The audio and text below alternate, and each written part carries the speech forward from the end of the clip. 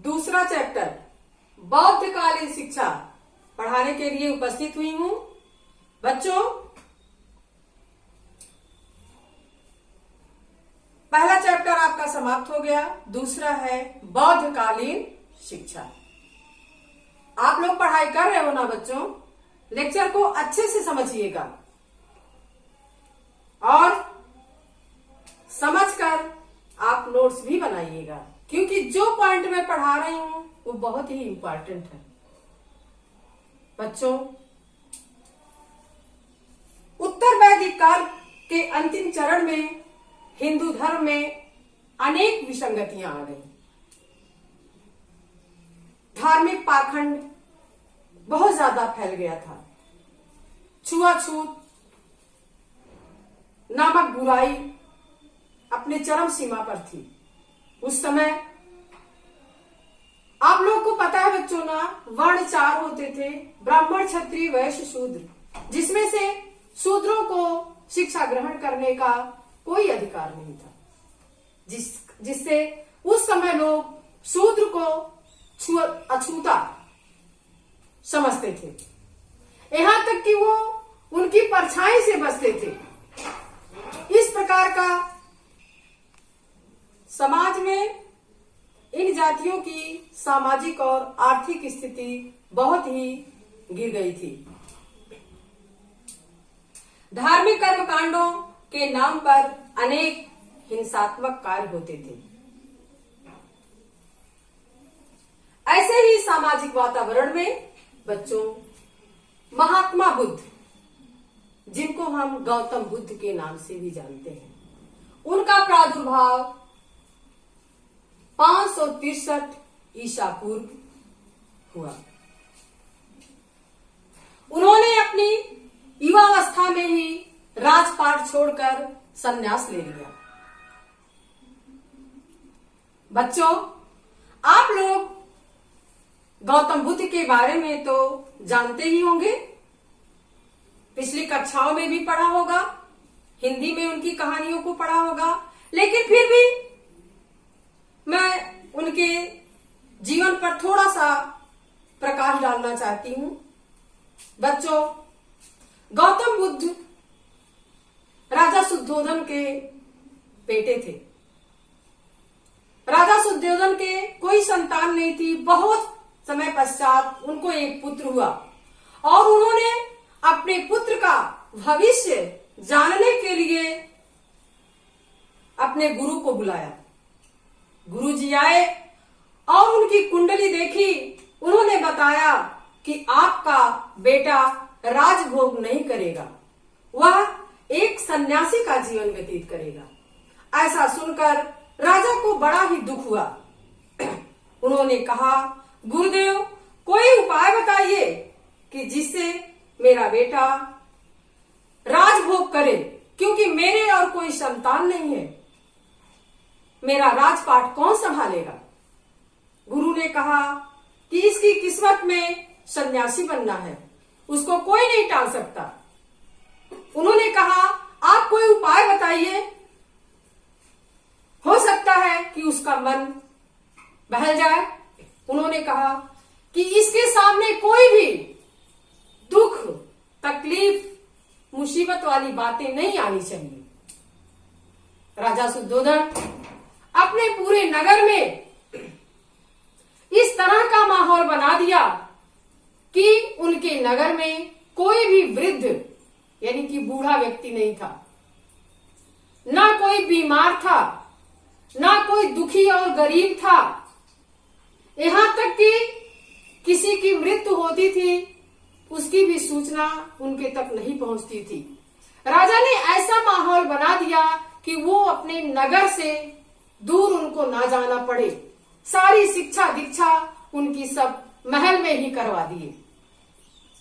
इस तरह से समय व्यतीत होता गया, लेकिन उनका मन सांसारिक जीवन, राजपाट में नहीं लगा। यहां तक कि बाल्यावस्था ही उसको कहेंगे, 15-16 वर्ष की अवस्था में राजा ने उनका विवाह कर दिया। उन्होंने सोचा कि शायद शादी हो जाने के बाद इसकी पत्नी आ जाएगी तो इसका मन उसमें लगे, लगेगा।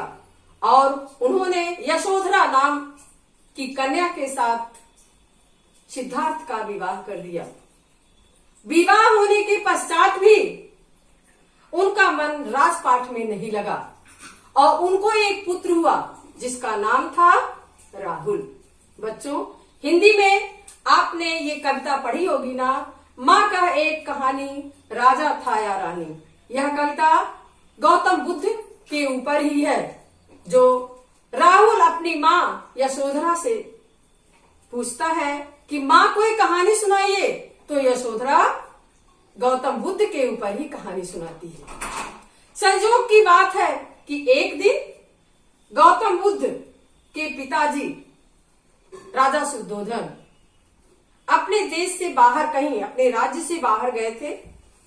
तो गौतम बुद्ध ने अपने मंत्री से कहा कि मेरी इच्छा नगर भ्रमण करने की है। मैंने अपने नगर को आज तक नहीं देखा। मैं 16-17 वर्ष का हो गया, अपना नगर नहीं देखा। कृपया मुझे भ्रमण के लिए ले चलो। मंत्री ने कहा कि नहीं, आपको नगर से बाहर नहीं जाना है। लेकिन वो जिद कर लिए। इस पर मंत्री उनको नगर में घुमाने के लिए ले। फिर मंत्री नगर में घुमाकर वापस ला रहा था तो उन्होंने कहा नहीं, हमको नगर से बाहर भी ले चलो, मुझको और दुनिया देखनी है कि दुनिया में क्या क्या हो रहा है।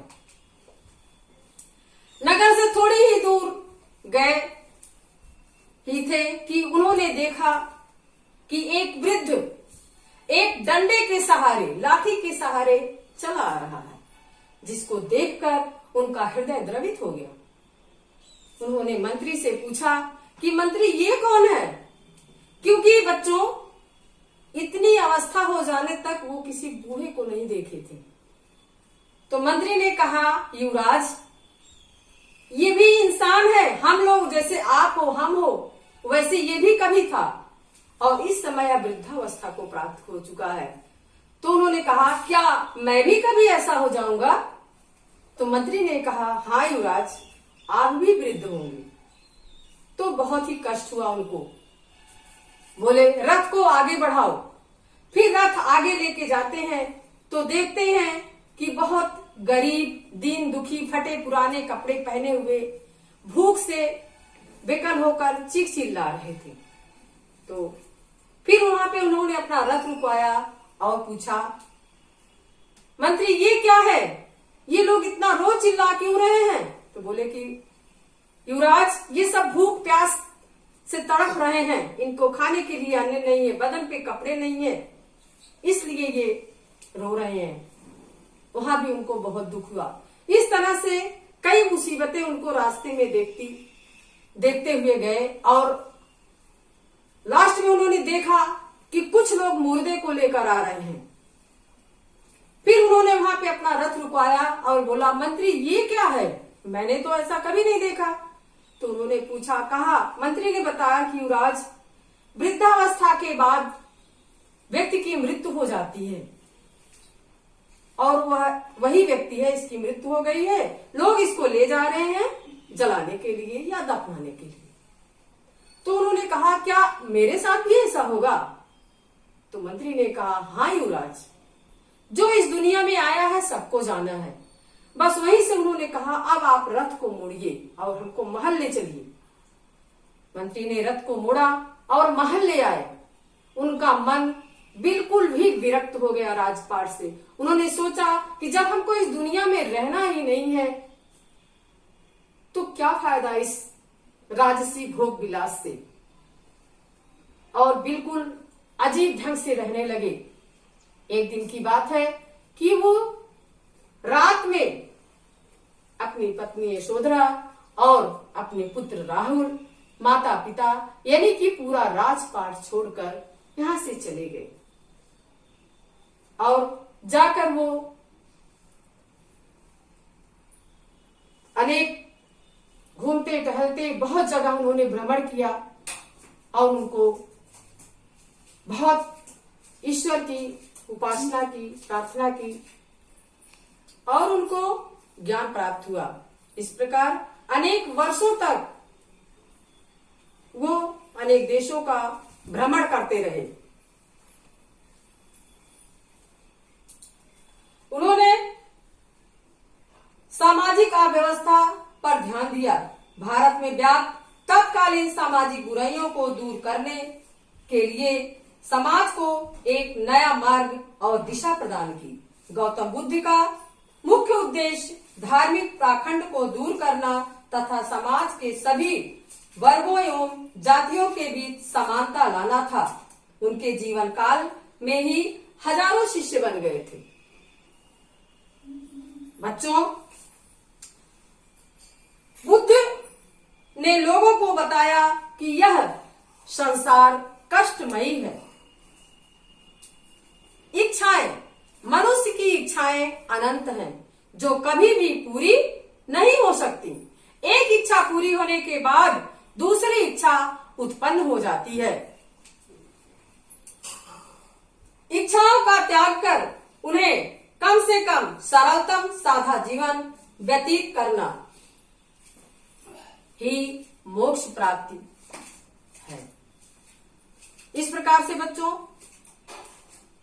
महात्मा बुद्ध ने समाज में अनेक प्रकार की बुराइयों को दूर किया और बौद्ध शिक्षा का प्रचार तथा प्रसार किया।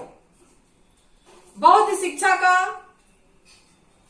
पूरे भारत में जोरों शोरों से प्रचार प्रसार होने लगा। लोग उसको मानने भी लगे।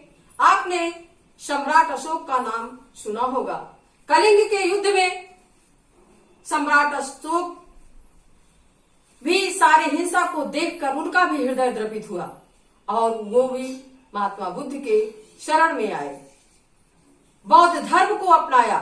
उन्होंने बौद्ध धर्म के प्रचार और प्रसार के लिए अपने पुत्र महेंद्र तथा पुत्री संघमित्रा को श्रीलंका तक भेजा। बौद्ध धर्म का प्रचार और प्रसार करवाया। बच्चों, इस प्रकार से बौद्ध धर्म का प्रचार और प्रसार। बच्चों, ये लेक्चर यहीं पे समाप्त होता है। फिर हम लोग अगले लेक्चर में मिलेंगे। तब तक के लिए आप लोग खुश रहिए, स्वस्थ रहिए और सुरक्षित रहिए।